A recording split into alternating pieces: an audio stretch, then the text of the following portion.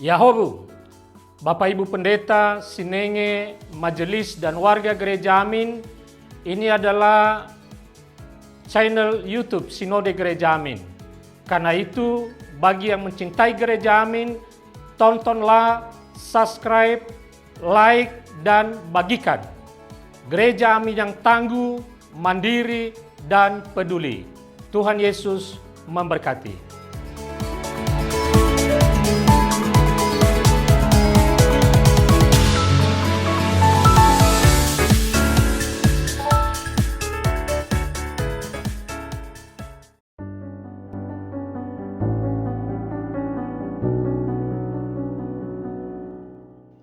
Sahabat muda, senang dapat menjumpai kalian dalam acara Youth for Christ. Renungan kita kali ini berjudul Rahasia Panggilan yang didasarkan pada Efesus 3 ayat 1 sampai 12. Namun sebelumnya kita akan berdoa terlebih dahulu. Mari kita berdoa. Bapa kami yang di surga, kami bersyukur atas kasih karunia-Mu sehingga kami dapat berjumpa kembali dengan sahabat muda dalam acara Youth for Christ ini.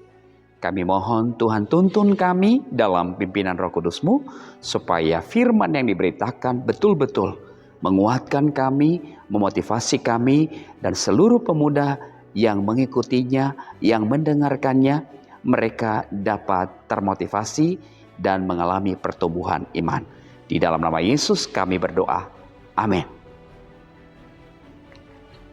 Sahabat muda, yang menjadi pusat refleksi kita adalah ayat 8 yang berbunyi demikian.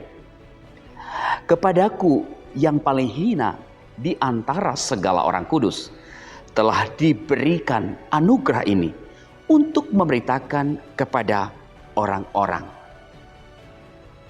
Sahabat muda, saya Pendeta Fosawatu Zaluhu dari Gereja Nihakeriso Protestan Indonesia atau GNKP Indonesia, Jemaat Epifanias Jakarta, anggota PGI wilayah DKI Jakarta.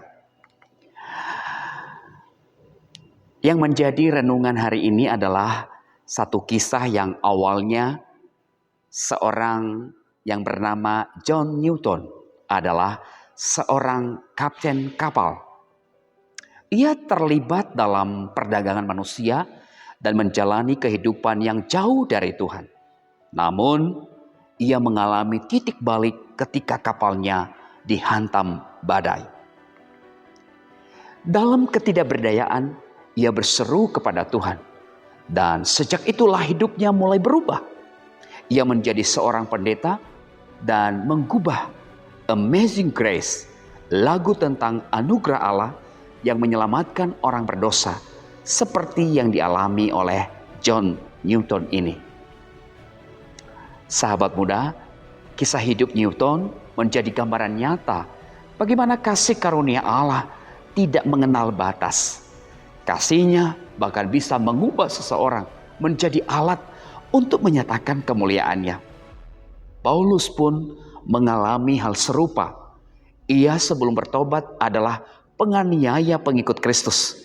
Ia juga dikenal sebagai seorang rabi yang taat kepada hukum Taurat. Namun, setelah menerima anugerah Tuhan, ia justru menjadi pemberita Injil bagi bangsa-bangsa non-Yahudi.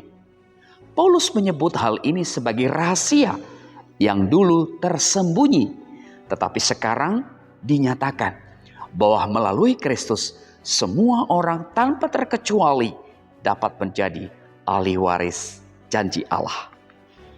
Sahabat muda, kita diingatkan bahwa anugerah Tuhan tidak terbatas. Sama seperti John Newton dan Paulus, kita semua diundang masuk dalam rencana besar Allah untuk menerima anugerah keselamatan.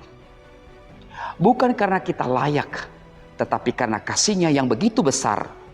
Jika kita memiliki masa lalu kelam atau saat ini masih hidup dalam dosa, Tuhan memberikan kasih karunia-Nya bagi kita.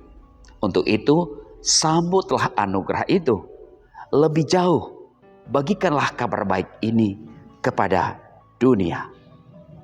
Demikian renungan kita hari ini. Marilah kita berdoa. Ya Tuhan, terima kasih atas anugerah Allah, di mana Engkau memanggil kami dalam cinta kasih-Mu.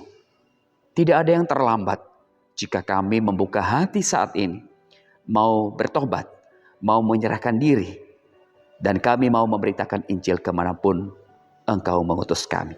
Dalam nama Yesus kami berdoa. Amin. Demikian renungan kita hari ini. Dan jangan lupa subscribe, like, dan bagikan kepada yang lain.